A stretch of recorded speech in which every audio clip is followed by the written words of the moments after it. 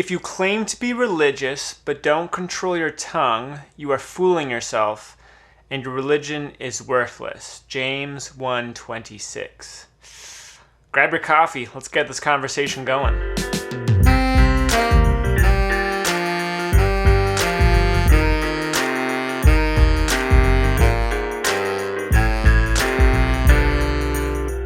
Well, welcome back. It's another Wednesday coffee and conversation. As always, you can use these Wednesday videos on your own for personal reflection based off of Sunday's message, but they're best used in community. So call up a friend, gather your family around to watch this video and to discuss these questions.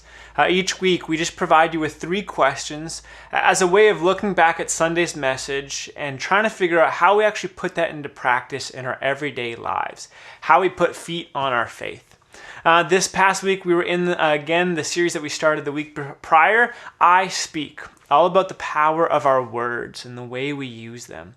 Pastor Warner started the service off with an image that we find in the beginning of James' letter.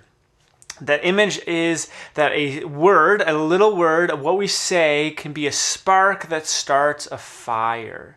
Our words have the power of death or life, depending on how we use them, depending on what words we say, depending on how we talk and speak to other people.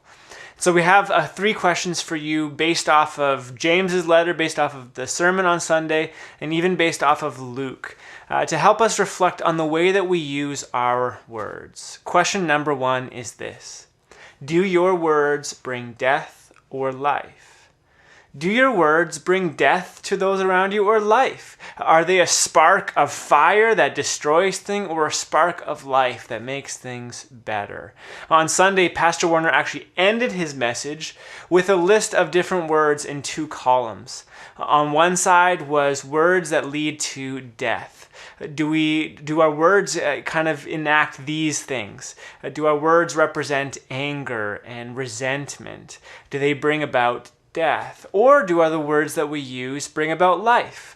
We can see that if we use words that are kind and gracious. So the words are on the screen right now. You maybe pause this video, take some time to look through each of these contrasts, and think about situations in your life. Do your words, are the words that you use, the way that you speak and talk, is that represented better in words on the left-hand side or on the right? So take some time just to reflect on this. Do our words bring about death or life? That's question number 1. Question number 2. If everyone is created in the image of God, how should we treat others with our speech? So this question comes from Pastor Werner looking at James chapter 3, where he talks about how there's believers who are cursing those who are made in the image of God.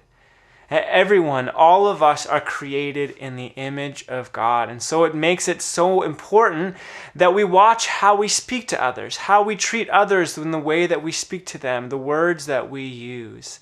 So again, take some time to reflect on this. If everyone is made in the image of God, how should that affect the way that we speak and treat other people? Now, this can be difficult because there's times where people can be frustrating, where people can get in our way and there can be conflict and aggression. How are we to treat others knowing that they're made in the image of God? Lastly, question number 3. Are there any issues in your heart that you need to address? Pastor Werner also took time to look at Luke chapter 6. It speaks about how from the abundance of our heart, our mouth speaks. The words that we use, the way we treat others, it all comes down to our heart, to the very being of who we are, the center of who we are. And so, if we've reflected on the previous 2 questions and we start to realize, you know what, we're not always careful with our words, we're not always kind with our words, then what is it? What's the heart issue? What is the ground floor of the issue for us that we need to look at and address in order to move to be people who speak words of life and use our words to spark greatness in others? So there's your 3 questions for this week. Again, take some time to discuss them, encourage one another, pray for one another.